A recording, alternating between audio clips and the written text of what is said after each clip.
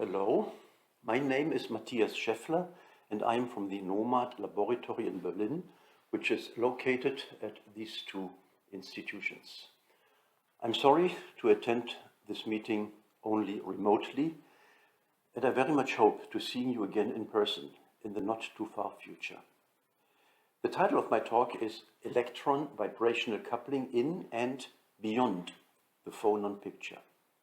The work has been performed in collaboration with these people here, Christian Carbonio, Florian Knob, Tom Purcell, Marius Zacharias and Luca Chiringelli. Now this important symposium addresses excited states and it covers many aspects of excitations in solids. In my talk I will discuss vibrational excitations, in particular anharmonicities, and how they affect the phonon-phonon and electron-phonon coupling. Let me start with a discussion of thermal conductivity. We all know that heat flows from hot to cold, and at the macroscopic level, the heat flux is described by Fourier's law. That is by the thermal conductivity tensor kappa multiplied with the gradient of the temperature. We distinguish different means of heat transport, namely radiation, convection, and conduction. In this talk, I will only discuss conduction. Then kappa has these components where we can typically neglect the contributions from photons, and for insulators, we can also neglect electrical currents. As it says in the headline, we will discuss the lattice thermal conductivity, which is mediated by the vibrations of the nuclei. Here you see a video which I'm actually showing since many years. This is an ab initio molecular dynamics calculation for zirconium dioxide at 1800 Kelvin. The red balls are the oxygen atoms, and if you just watch one of them, you will see that the atoms vibrate and once in a while they jump. These vibrations are clearly not smooth and they are not continuous. What you see here is not an exception. It is probably more typical than smooth harmonic vibrations. Obviously, this is not just important, but it is crucial for describing and understanding the thermal transport in realistic materials, in particular in thermal insulators. Why is it important? We all know that for a harmonic crystal, the thermal conductivity would be infinite. Thus, realistic thermal transport is caused by anharmonicity. Slack has written a review more than 50 years ago, and this equation here is a so-called Slack model for realistic cubic semiconductors. The model is based on the Boltzmann transport equation, some intuition and some fitting of parameters. There is a prefactor A, which we will discuss in a moment, and there are several parameters of materials properties. This here is the average mass of the atoms. Here we have the average atomic volume, and here the Debye temperature. In the denominator we have the temperature at which the thermal conductivity is measured, the Grüneisen parameter squared, and the number of atoms in the primitive unit cell. The prefactor A is not just a constant, but it also depends on the Grüneisen parameter. Here 1 over gamma and here 1 over gamma squared. The numbers were determined empirically.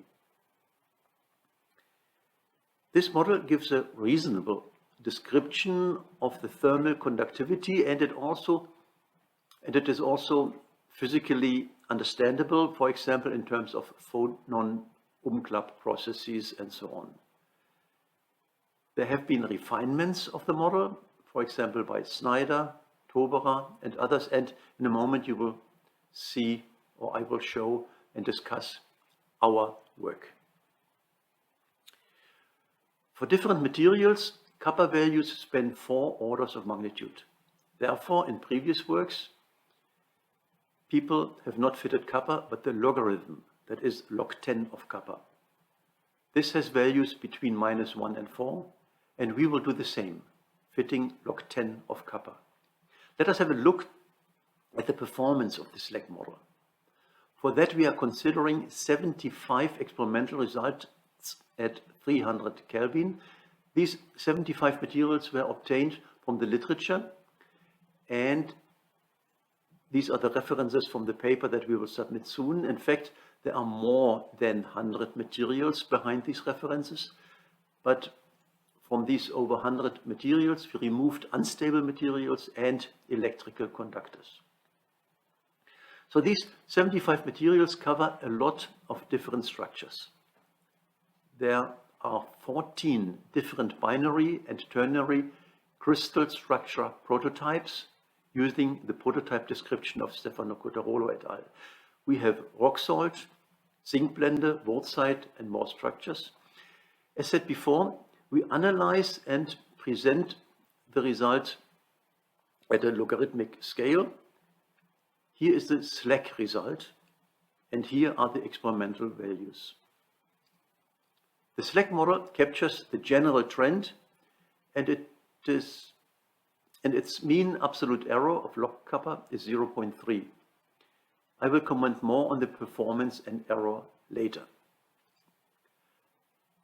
Let us now use these 75 mentioned material experimental data for finding a better and interpretable description for the heat conduction. For this, we use SISSO, our sure independence screening and sparsifying operator approach. In simple words, this is a combination of symbolic regression, which means building analytical functions, and compressed sensing. SISSO consists of 3 steps. At first, one has to define the primary features. These are basic materials properties that may correlate with the relevant processes. These features are, for example, properties like the Debye temperature or the average volume per atom, and so on. So this is what we offer. It is a safe advice to offer more than necessary and not miss a quantity that could become important. One nice aspect of SISSO is that correlated features don't cause severe instabilities. That is, it is not the problem to offer more primary features than finally found to be necessary. In the second step, SISSO combines these primary features with various operations. These operations may be subtraction, multiplication, squaring, and so on. I will show this in detail on the next slide in a moment. These operations create the rung 1 of features, which contains several thousand elements, and these features elements are then treated again in a pairwise way with all the operations. Very fast, one obtains a huge pool of millions or billions and even trillions of features. Then, with compressed sensing, we select the 1 or 2 or more features from this immense pool that correlate best with the experimental results. These selected features are called the descriptor for the quantity of interest. The descriptor can be 1 or 2 or higher dimensional. Here is a list of primary features we are offering to our SISSO analysis. The first one, sigma A, is a quantity we had introduced about 2 years ago. The key author was Florian Knoop. I will say more about this in a moment. This is a measure to quantify anharmonicity. In the second line, we have sigma one shot, which is a simplified version of sigma A, but I don't need to discuss it here because it turns out to be not relevant at the end. Here we have the maximum phonon frequency at the gamma point, the Debye temperature, the average phonon temperature, the heat capacity, and so on and so on. These are 17 primary features that may or may not be relevant. We don't know in the beginning. And here I list the operators, which we used to combine 2 of these features. The original approach in SISSO is here on the left side. It contained subtracting, multiplying, dividing, squaring, and so on and so on. We now have a more general version called parameterized SISSO. We don't like, or I don't like to describe this approach here, and in fact I don't have to describe it here because the person behind this advancement is Tom Purcell, who will talk tomorrow in session W32, talk number 9. Combining each of the 17 primary features with themselves and considering in this combination 16 operations creates several thousand functions. And then combining these several thousand functions again pairwise with themselves and again using these 16 operations creates several 100 million functions and so on. Thus we easily have a pool of billions or even trillions of functions. But before I now show you the result, let me explain sigma A. So what is sigma A and why is it a useful concept? Why does it capture more of the relevant physics? Why does it capture even more important aspects that were missing or are missing by the Grüneisen parameter that was used in all previous works? In a harmonic or nearly harmonic crystal, the potential energy surface is parabolic or very close to parabolic. Carbon or silicon in the diamond structure are examples. When the true and harmonic potential energy surfaces are different, such as here, the difference, that is the anharmonicity, can be described by perturbation theory. The difference between the harmonic, dotted blue, and true potential energy surface we call the anharmonic contribution. However, many systems, for example the video that I showed you in the beginning, have a potential energy surface like this one here. The atoms vibrate around the equilibrium, but from time to time they jump to another metastable minimum, which has a slightly higher energy and a different curvature. Obviously, when analyzing the Grüneisen parameter of the equilibrium structure, the other structure will not play a noticeable role. In our study, we find that such a situation is more the rule than an exception. And the reason behind this second minimum is, for example, the formation of defects as a vacancy interstitial pair, or the formation of local structures that resemble the structure of another crystal phase. I call such defects phase transition embryos. There are many possibilities. Thus, to capture all possibilities and all degrees of anharmonicity, we evaluate the total energy landscape and the forces by ab initio molecular dynamics. So we evaluate the forces on all the atoms during several long time ab initio molecular dynamics runs, and we compare these forces to those of the corresponding harmonic approximation. The anharmonic force contribution is the difference between the true ab initio force and the harmonic model. This difference is called the anharmonic force. Sigma A is given then by the thermal average of the squared anharmonic force and the thermal average of the squared full ab initio force.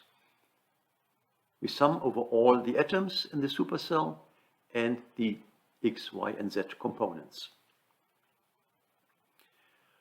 As the thermal average is done for a certain temperature, this defines the temperature dependence of sigma A. It is enlightening to look at the corresponding quantity before performing the thermal average. This is sigma A tilde. It gives the time dependence that is behind sigma A. Sigma A tilde is evaluated for every time and every geometry during the molecular dynamics run. Here you see 5 molecular dynamics runs for potassium calcium fluoride at 300 Kelvin, each covering 30 picoseconds.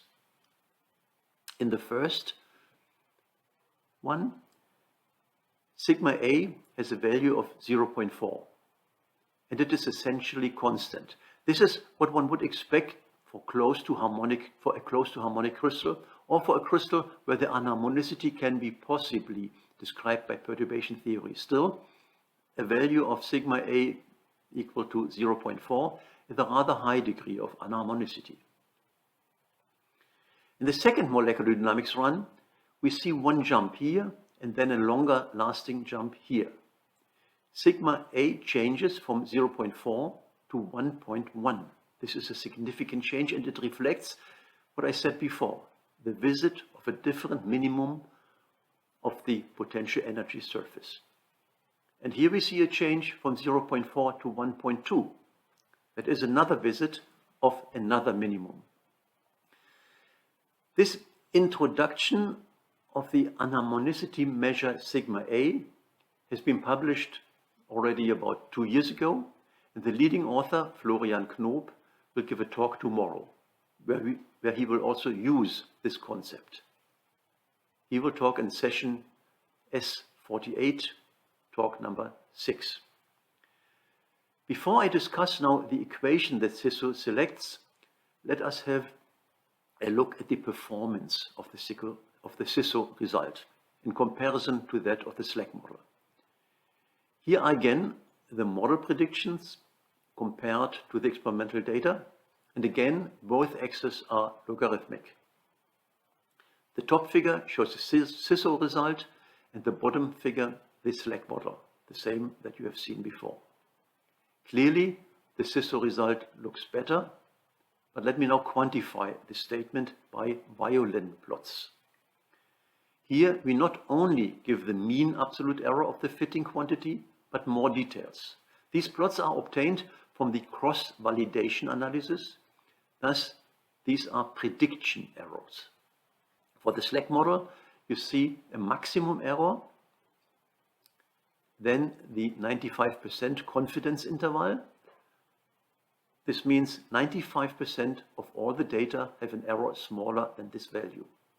This here is the error for the 75% confidence interval, and here is the mean absolute error, the median error, and the 25% confidence error interval. Just quoting the mean absolute error is sometimes misleading, or at least it is incomplete information. For the SLAC model, the maximum error is 1.2, which is very big when considering that the values of log kappa are just between -1 and 4. For the SISSO model, the error is 0.16, nearly down to 1/2. That is the mean absolute error. So nearly 1/2 of that of the SLAC model, and a similar improvement is found for the maximum error. The widths of the violins reflect the number of systems that have such error. Let us have a closer look at the SISSO-derived function, at a map of thermal conductivity, and let's discuss a sensitivity analysis. So here is the function that is behind the result I have just shown. Kappa SISSO at 300 Kelvin. This is a two-dimensional descriptor, a constant, another constant times descriptor F0, and another constant times descriptor F1. From the 17 primary features that were offered, the two selected complex features depend on 7 of them. The anharmonicity score, sigma A, the maximum phonon frequency at the gamma point, the high temperature limit of the Debye temperature, the atom density, the volume per atom, the reduced mass of the atoms, and the mean atomic mass. Here are the values of the 3 constants that enter the equation. This somewhat complicated function and the dependencies are not very transparent. In fact, there is no reason that the function is physically meaningful or transparent. We only asked that this function correlates best with the 75 experimental data points. On the other hand, the selected primary features We also call them the materials genes that are relevant for the thermal conductivity. They are analogous to genes in biology, and these genes are related to processes that actuate or just facilitate or hinder the thermal transport. So we have a complex descriptor with a somewhat high number of primary features, and some primary features appear more than once and with different, even opposite effects. We asked if some of these 7 primary features may be more influential than others and performed a sensitivity analysis. And by this we found that 3 primary features, 3 genes, are particularly important. A further statistical analysis then provided us with a rather simple guideline to predict low thermal conductivity. So, good thermal insulators are found to be characterized by the following 3 conditions. A large sigma A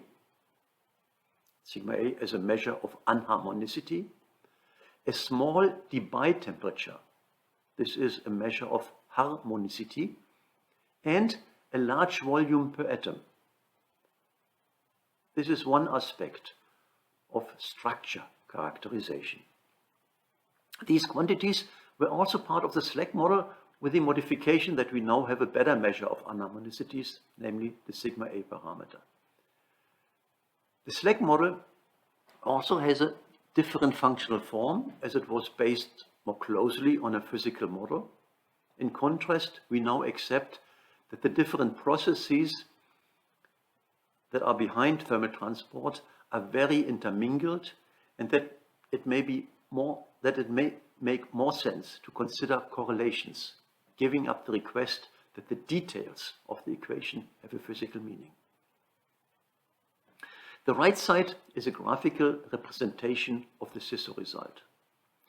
The 2 descriptor components that were identified by SISSO, F0 and F1, define the X and the Y axis. The color code tells the corresponding thermal conductivity. The dark region refers to good thermal conductors, that is harmonic crystals, and in the light region one finds bad thermal conductors, that is good thermal insulators. With this map, we now looked at 732 materials that we took from the materials project. Thus, the structure is known, but the thermal conductivity was not.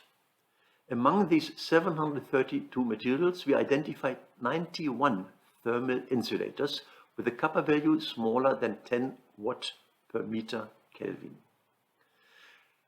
Some of these predictions were then tested by ab initio green Kubo studies, and for all of them, the low heat conductivity was nicely confirmed. More details of the study and also more exciting results will be given by Tom Purcell in his talk tomorrow.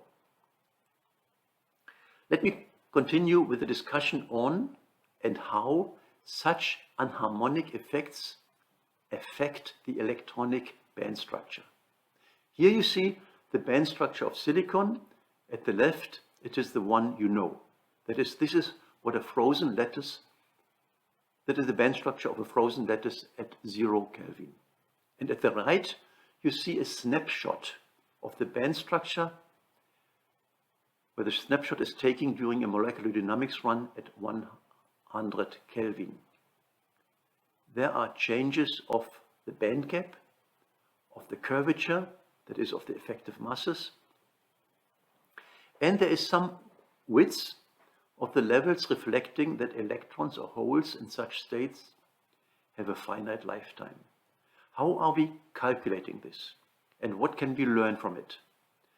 Vibrating atoms destroy the perfect symmetry. Phonons close to the gamma point have a long wavelength.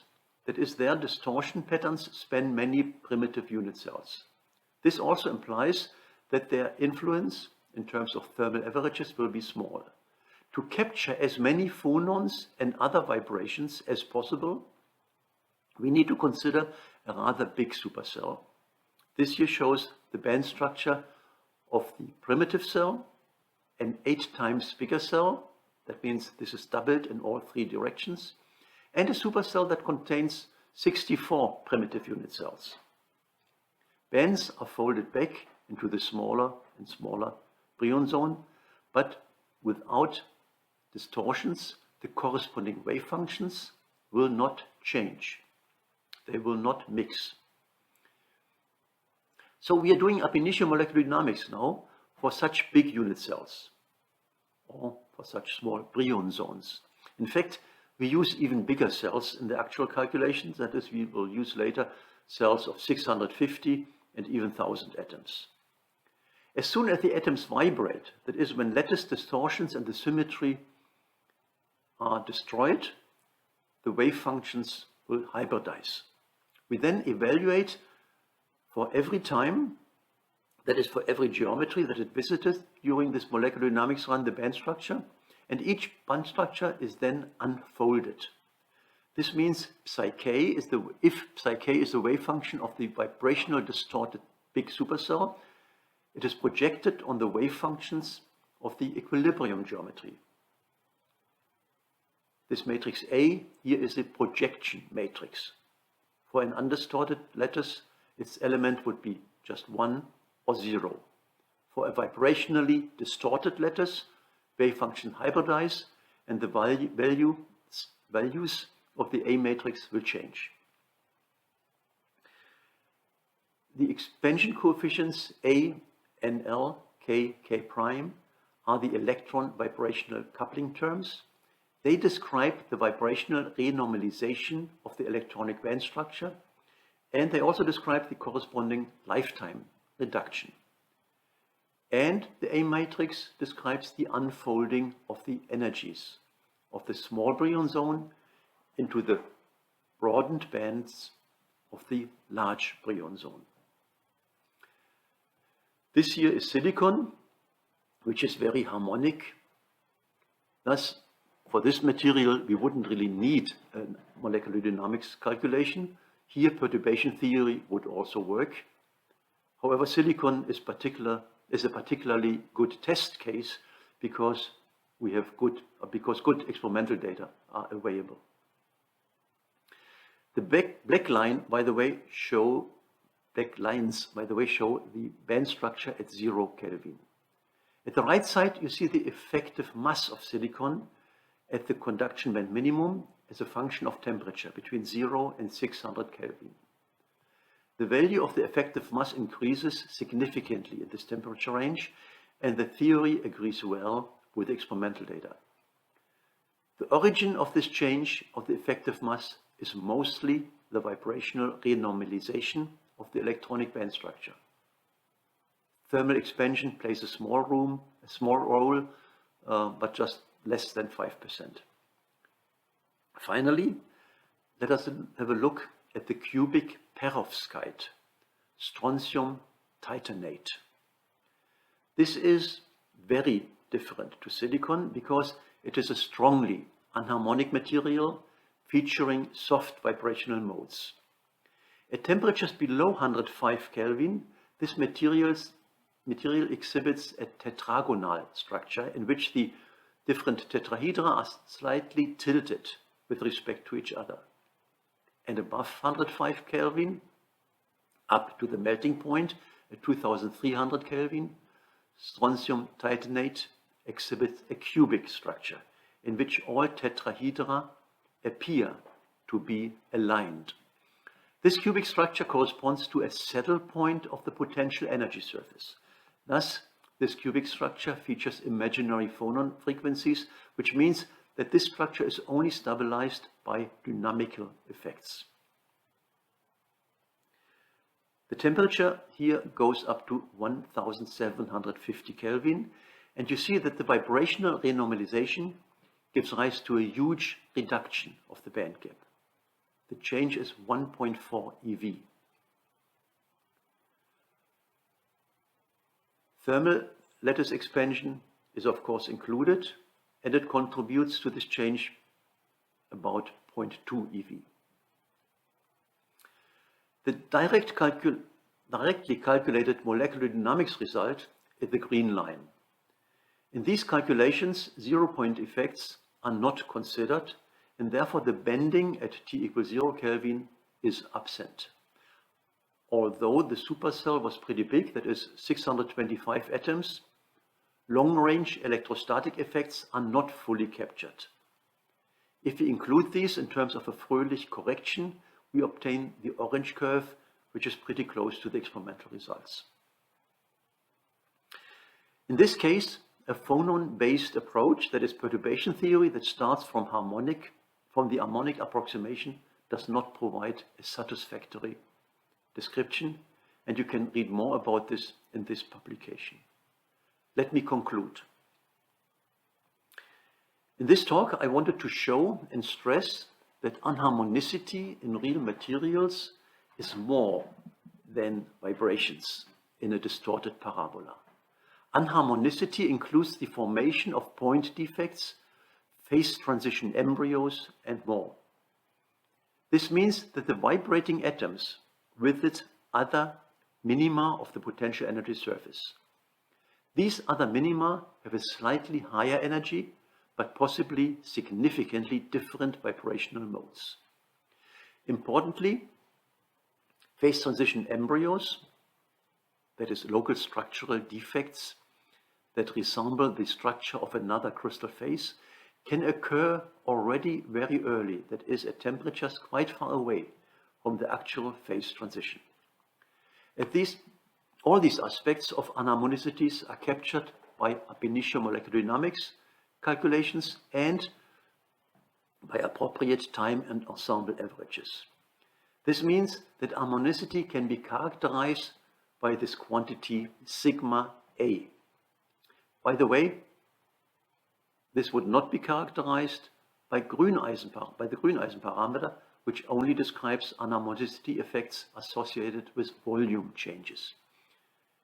We also discussed in the talk the critical influence of anharmonicities on thermal transport.